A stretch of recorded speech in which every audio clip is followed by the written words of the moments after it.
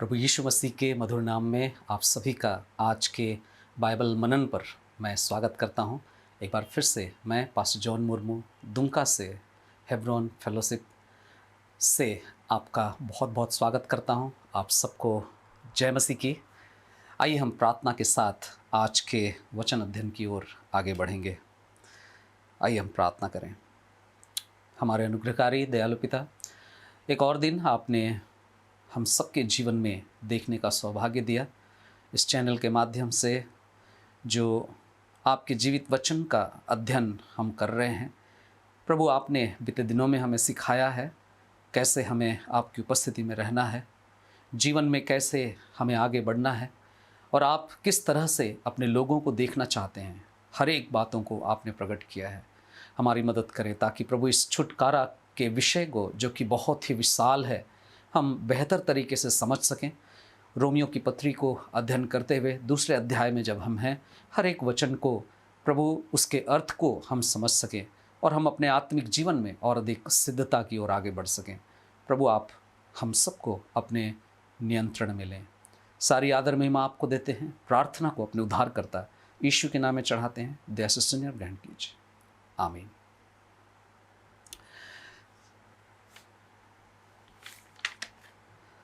यदि हम सब लगातार उसके वचन को सुन रहे हैं तो आपको याद होगा कि हम लोग रोमियो की पत्री का अध्ययन कर रहे हैं और पिछले दिनों में हम लोगों ने दूसरे अध्याय में से हम लोग 17 पद से आगे देखना आरंभ किए थे। पहला भाग जो 1 पद से लेकर के 16 पद के बीच में हम लोग देख रहे थे कि परमेश्वर का जो न्याय है वो कपटियों पर किस प्रकार से आएगा, उसके बारे में हमने देखा था। दूसरा भाग जो 17 पद से लेकर के रोमियो 2 अध्याय का 17 से लेकर के 29 पद हमें बतलाता है कि एक धार्मिक व्यक्ति भी नहीं बचेगा। जो परमेश्वर का न्याय है उससे बचना नामुमकिन है। एक धार्मिक व्यक्ति को भी परमेश्वर के न्याय का सामना करना पड़ेगा। और बीते बार हम लोगों ने 17 पद से लेकर के 20 पद तक पहले भाग को इसमें देखा था, जहाँ पर धार्मिक व्यक्ति का आत्मविश्वास क्या है उस पर हमने बातें की थी। धार्मिक व्यक्ति, जैसे हम लोगों ने यहाँ पर देखा था कि वो वंशावली पर घमंड करते थे। वे कहते थे कि हम इब्राहिम के संतान हैं और उनका आत्मविश्वास और किस पर था? व्यवस्था पर। उनका घमंड था कि हमारे पास व्यवस्था है, मूसा के द्वारा हमें ये व्यवस्था मिली है। व्यवस्था का घमंड। तीसरी बात जो हम देख रहे थे 17 और 18 पद के 17 पद के अंतिम भाग से 18 पद के बीच में, वे अपने प्रभु को पा लिए हैं। वे अपने प्रभु के लिए घमंड करते हैं। प्रभु का घमंड उनमें था। प्रभु के साथ गहरा संबंध उनका नहीं था, लेकिन वो घमंड करते थे कि हम जानते हैं हमारे पास प्रभु है। और अंत में जो हमने चौथा भाग इसमें देखा था, जो कि 19 और 20 पद के आधार पर था, उन्होंने अपने अगुवेपन का घमंड किया। अपने अगुवेपन को लेकर के वे बड़े आत्मविश्वास में थे और इन्हीं सब बातों के लिए परमेश्वर उनका न्याय करेगा। आज हम दूसरे हिस्से में आगे बढ़ेंगे। न केवल धार्मिक व्यक्ति का आत्मविश्वास के लिए परमेश्वर उनका न्याय करेगा, धार्मिक व्यक्ति को, बल्कि 21 पद से लेकर के 24 पद में हम पाते हैं धार्मिक व्यक्ति की जो आध्यात्मिक या आत्मिक दुष्प्रभाव है या गंदगी है, उसके लिए भी परमेश्वर उसका न्याय करेगा। सोचने वाली बात है कि एक धार्मिक व्यक्ति की गंदगी, आत्मिक गंदगी क्या हो सकती है। चलिए वचन को पढ़ते हुए हम इसे समझने का प्रयास करेंगे। रोमियो उसका 2 अध्याय और उसके 21 से लेकर के 24 पद तक आज के विचार में हम सब कुछ देखना चाहते हैं, लेकिन इस समय में मैं आपके लिए 21 और 22 पद को पढ़ूंगा और उसी के आधार पर हम देखेंगे कि कैसे एक धार्मिक व्यक्ति की जो आत्मिक गंदगी है किस बात के बारे में है और परमेश्वर उन्हें क्या बताना चाहता है। 21 और 22 पद लिखा है, तू जो दूसरों को शिक्षा देता है, धार्मिक व्यक्ति की बात हो रही है, जो कहते हैं हम धार्मिक हैं। तू जो दूसरों को शिक्षा देता है, क्या स्वयं नहीं सीखता है? क्या स्वयं नहीं सीखता है? तू जो चोरी न करने का उपदेश देता है, क्या स्वयं चोरी नहीं करता? सवाल पूछ रहा है। 22 पद में कहता है, तू जो कहता है कि व्यभिचार नहीं करना चाहिए, तू जो कहता है कि व्यभिचार नहीं करना चाहिए, क्या स्वयं व्यभिचार नहीं करता?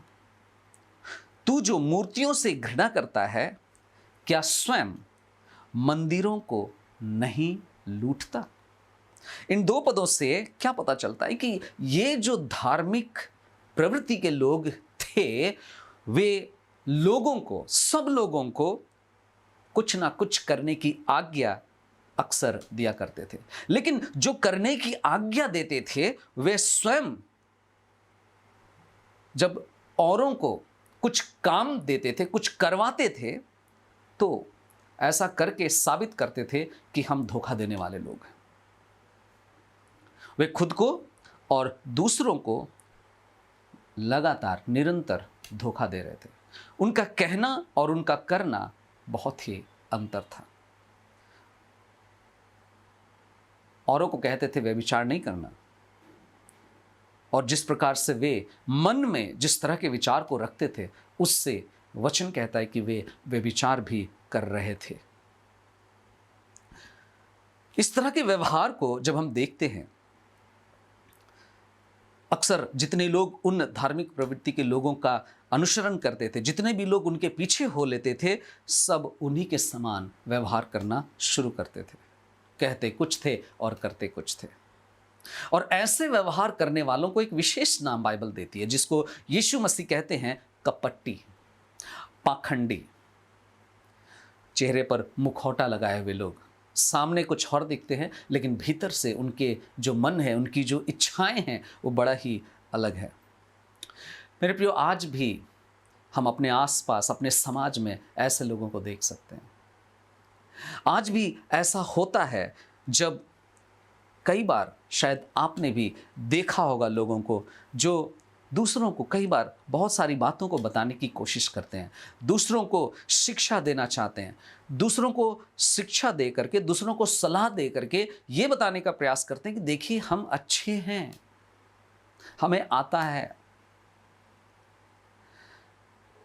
भले ही वो औरों को सलाह देने के द्वारा ये काम बड़ी सफाई से कर रहे होते हैं, लेकिन वे अच्छी तरह से जानते हैं कि वे खुद भी दोषी हैं। कई बार ऐसे लोग जो जिन बातों की भी सलाह किसी औरों को देते हैं, उन बातों के लिए वे स्वयं भी बड़े दोषी होते हैं।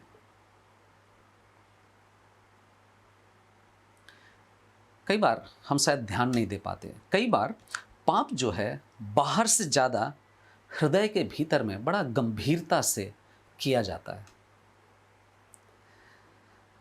यहाँ पर एक बड़ा ही सुंदर पद है जो हमें इस विचार को और अधिक साबित करता है, प्रमाणित करता है या समझने में मदद करेगा। मत्ती रचित सुसमाचार और उसका 5 अध्याय और उसके 28 पद को जब आप पढ़ेंगे, वहाँ पर प्रभु यीशु मसीह जब लोगों से बात कर रहे थे तो एक बात कहते हैं, लोगों को ये बताने के लिए कि कैसे केवल बाहर से शारीरिक रूप से केवल किया गया पाप ही पाप नहीं है, लेकिन मन के भीतर भी अगर हम कुछ ऐसे विचारों को रखते हैं तो हम पाप में पड़ते हैं। मत्ती उसका 5 अध्याय उसके 28 पद में प्रभु यीशु मसीह कहते हैं, परंतु मैं तुमसे कहता हूं कि जो कोई किसी स्त्री को कामुकता से देखे, वह अपने मन में उससे व्यभिचार कर चुका। देह से किया जाने वाला पाप जरूर था, प्रदर्शित है या फिर प्रकट हो सकता है, उसे देखा जा सकता है, लेकिन पाप जो मन में किया गया है, प्रभु यीशु मसीह कहने का मतलब यह है कि देह से किया जाने वाला पाप हो या मन से किया जाने वाला पाप हो, इन दोनों पाप में कोई भी अंतर नहीं है, वो पाप ही है। वो कहता है कि व्यभिचार कर चुका। पहला यूहन्ना उसके 3 अध्याय उसके 15 पद में जब हम आते हैं तो वहां पर कहता है प्रत्येक जो अपने भाई से घृणा करता है, घृणा कहां से कर रहे हैं? भीतर से, मन से। प्रत्येक जो अपने भाई से घृणा करता है वह हत्यारा है। और तुम जानते हो कि किसी हत्यारे में अनंत जीवन वास नहीं करता। पुराने नियम में शायद इतनी गंभीर शिक्षा, इतने गहरे अर्थ के साथ ऐसी शिक्षाओं को हम नहीं पाते, लेकिन नए नियम में हमें ये मिलता है। पुराने नियम में बड़ा आसान था, जब तक आपने किसी का नुकसान नहीं किया, जब तक आपने किसी की हत्या नहीं की, तब तक आप हत्यारे घोषित नहीं होंगे। लेकिन नए नियम में क्या है? यदि आपने घृणा भी की अपने भाई के प्रति, आप एक हत्यारे, हम एक हत्यारे साबित होते हैं। और वचन कहता है कि उसमें उद्धार नहीं है, उसके पास अनंत जीवन नहीं है। शायद हमें जांचने की जरूरत, हमें समझने की जरूरत है, हम अपने जीवन में कहीं ऐसी स्थिति में तो नहीं है, ऐसी दशा में तो नहीं है जहां पर किसी को बढ़ते हुए, किसी को उन्नति करते हुए देखते हैं, या किसी के जीवन में सफलता को देखते हैं तो हमें अच्छा नहीं लगता, हमें बुरा लगता, घृणा करते। एक उद्धार नहीं पाया व्यक्ति ही ऐसा करता है, एक अनंत जीवन को नहीं प्राप्त किया हुआ व्यक्ति ही ऐसा करता है। तो कुल मिलाकर के यहां पर 21 और 22 पद से क्या पता चलता है कि धार्मिक व्यक्ति धोखा देने के दोषी थे, लोगों को धोखा देने के दोषी थे, और इसीलिए उसे कहा जा रहा है कि ये एक धार्मिक व्यक्ति की आत्मिक गंदगी है। ना केवल इतना, दूसरी बात जो हम देखते हैं वो है कि धार्मिक व्यक्ति की आत्मिक गंदगी और क्या है? वे दुष्प्रयोग के दोषी थे। 23 पद को देखिए, 23 वचन, रोमियो 2 अध्याय का 23 पद, जहां लिखता है, तू जो व्यवस्था पर गर्व करता है, क्या तू व्यवस्था का उल्लंघन करके परमेश्वर का अनादर नहीं करता? जो धार्मिक व्यक्ति है, जो उस समय में लोग अपने आप को धार्मिक व्यक्ति बताते थे, उनका जो व्यवसाय था, उनका जो पेशा था, या उनका जो पद था और उनका जो व्यवहार था, उन दोनों चीजों में, उनकी आदतों में हम एक मेल को नहीं देख पाते, एक मेल को नहीं देख पाते, एक समानता को नहीं देख पाते थे।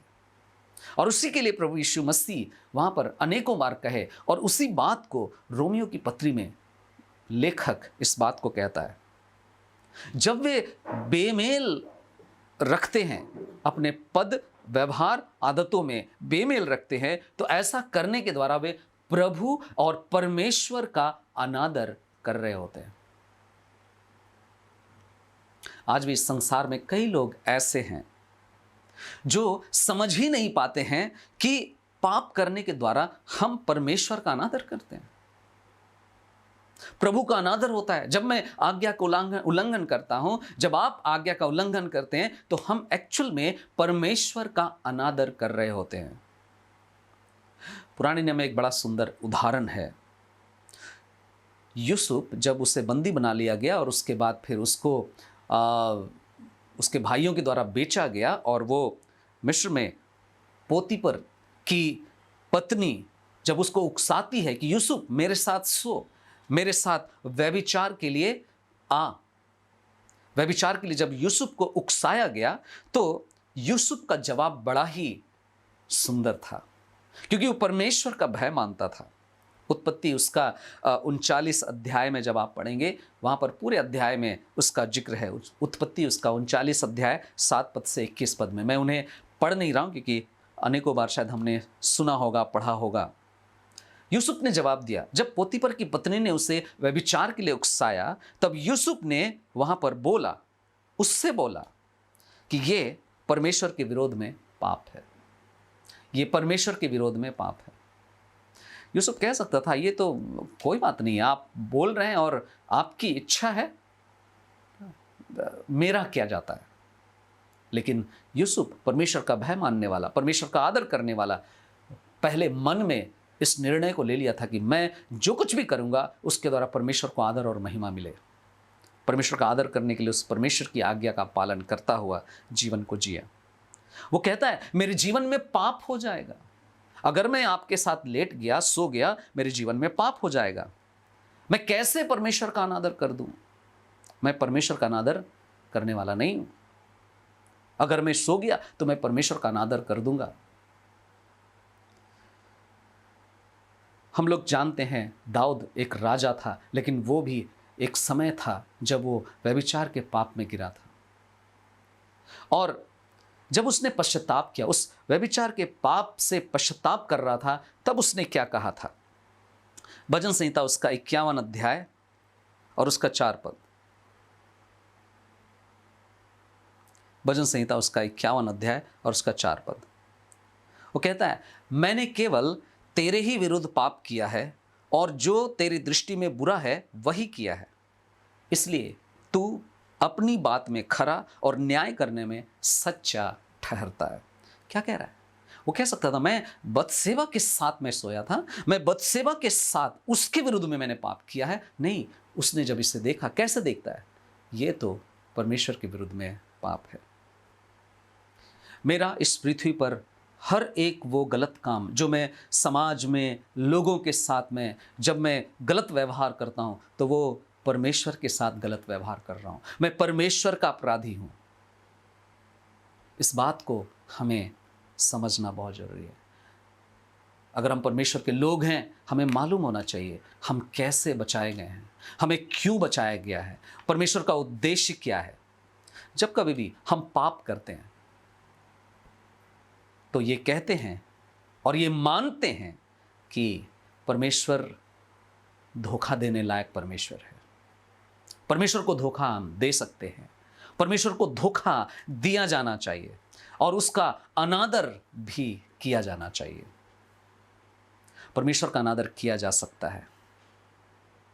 अनेकों बार जो बात हम अपने होठों में नहीं ला पाते हैं, कहीं ना कहीं हम भीतर ही भीतर मन से पाप कर रहे होते हैं और उसका अनादर करते हैं, परमेश्वर का अनादर कर रहे होते हैं। और ये परमेश्वर का अनादर मन से होता है और उसका प्रभाव, उसका दुष्प्रभाव देखने को मिलता है।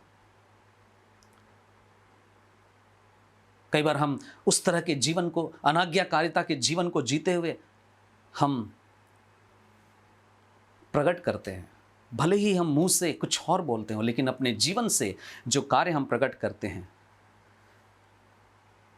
आज परमेश्वर हमें याद दिलाना चाहता है कि हम परमेश्वर के लिए कैसा जीवन रख रहे हैं, कैसा जीवन हम व्यवहार कर रहे हैं।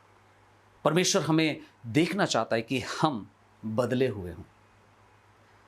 आज हम सबको सोचने की जरूरत है, आज आपका जीवन, आज मेरा जीवन, मतलब हमारा जो व्यवहार है परमेश्वर के बारे में क्या बोल रहा है। कहीं ऐसा तो नहीं कि जैसे उस समय के धार्मिक व्यक्ति थे जो दुष्प्रयोग के दोषी थे, कहीं हम भी एक दुष्प्रयोग के दोषी तो नहीं हैं। अंतिम बात जो हमें 24 पद में मिलता है, 24 पद में लिखा है, क्योंकि लिखा भी है, रोमियो 2 अध्याय उसका 24 पद, क्योंकि लिखा भी है तुम्हारे कारण परमेश्वर के नाम की निंदा गैर यहूदियों में की जाती है। ये धार्मिक लोगों के जीवन से ऐसा हो रहा है और जिसके बारे में लेखक कहता है तुम्हारे कारण परमेश्वर के नाम की निंदा गैर यहूदियों में की जाती है। कहने का मतलब वे विनाश के दोषी थे। कई लोग विनाश की ओर जा रहे हैं, उसके कारण वे थे। क्यों? क्योंकि उनका जीवन ठीक नहीं था। वे कलंकित हो गए थे क्योंकि वे अपने पेशे के अनुसार एक झूठा नाम, एक झूठा काम और कई चीजें थी जिसको लेकर के वे चल रहे थे। परमेश्वर के प्रति की जाने वाली भरोसे को, परमेश्वर के पास जो विश्वास होना चाहिए, उन सारी चीजों को वे खत्म कर रहे थे, वे नाश कर रहे थे। जब कभी हम अगर ऐसा जीवन बिताते हैं जो परमेश्वर के स्वभाव के बिल्कुल विपरीत है, परमेश्वर के स्वभाव के ठीक उल्टा है, अगर हम ऐसे जीवन को जी रहे हैं, ये जीवन दावा करता है, ये जीवन जोर जोर से चिल्लाता है कि हम परमेश्वर को जानने का तो दावा करते हैं लेकिन जानते नहीं हैं।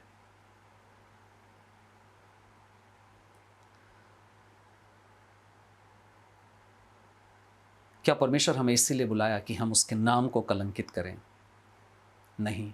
तो फिर क्यों नहीं आज हम जांचें अपने जीवन को। अगर हम मसीह हैं, अगर हम प्रभु को जानते हैं, अगर हम दावा करते हैं कि हमारे पास व्यवस्था है, अगर हम कहते हैं कि हम एक धार्मिक व्यक्ति हैं, तो आइए इस तरह की गंदगी में ना पड़े, किसी के जीवन में उनके विनाश के लिए हम दोषी ना हो। कई बार एक दूषित जीवन को जीकर हम बताते हैं कि परमेश्वर को हमारे प्यार को पाने की योग्यता नहीं है। परमेश्वर हमारे प्यार को पाने के योग्य ही नहीं है।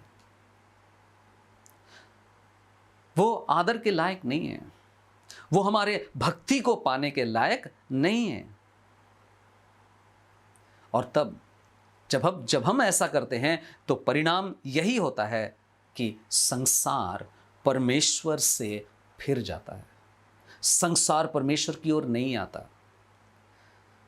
संसार परमेश्वर के पास समर्पित होने के लिए नहीं आता है। और मेरे प्रियो, आज भी ये हो रहा है। जब धार्मिक लोगों ने परमेश्वर की आज्ञा का उल्लंघन किया है, उसका रिजल्ट यही है कि लोग प्रभु के पास नहीं आ रहे हैं, लोग बचाए नहीं जा रहे हैं, लोग बुरे मार्गों से मन नहीं फिरा रहे हैं। आज बहुत ज़रूरी है कि धार्मिक लोग जो कहते हैं कि हम प्रभु को जानते हैं, हमारे पास व्यवस्था है, उन्हें बड़े गंभीरता से अपने जीवन को प्रभु की निकटता में वचन के अनुसार जीवन को व्यतीत करना चाहिए। आइए क्यों ना हम अपने मन को जांचें, मन को जांचिए, परखिए, जीवन को जांचिए, कहीं हम विनाश के दोषी तो नहीं हैं। प्रभु नहीं चाहता है कि हम विनाश के दोषी हों। प्रभु हम सबकी सहायता करें। आइए हम प्रार्थना करें। सर्वशक्तिमान जीवित परमेश्वर, दया के धनी, करुणामय परमेश्वर, हम आपका धन्यवाद करते हैं आज के जीवित वचन के लिए जिसे आपने हमें पढ़ने का अवसर दिया। प्रभु हम नहीं चाहते कि हम ऐसे धार्मिक लोग बने जो अपने व्यवहार, अपने दुष्प्रयोग और इस बात का दावा करने के लिए हम बहुत जानते हैं। प्रभु हम संसार के विनाश के दोषी ना बन जाएं। प्रभु आप हमें सतर्क करें। आज आपने अपने वचन से हमें सावधान किया है, हम उसके लिए धन्यवाद देते हैं। प्रभु जी हमें प्रतिदिन और भी अधिक आपके प्रेम में, आपकी इच्छा के अनुसार चलने में हमारी मदद करें। प्रभु आपके मन के अनुसार, आपकी इच्छा के अनुसार धार्मिकता के जीवन को हम जी सकें, उसमें हमारी अगुवाई करें। सारी आदर, सारी महिमा आपको देना चाहते हैं। बड़े धन्यवाद के साथ प्रार्थना अपने उद्धारकर्ता प्रभु यीशु के पवित्र नाम से अर्पण करते हैं। दया से सुने और ग्रहण कीजिए। आमीन। आप सबों को फिर से एक बार जय मसीह की। प्रभु आप सबको आशीष दे।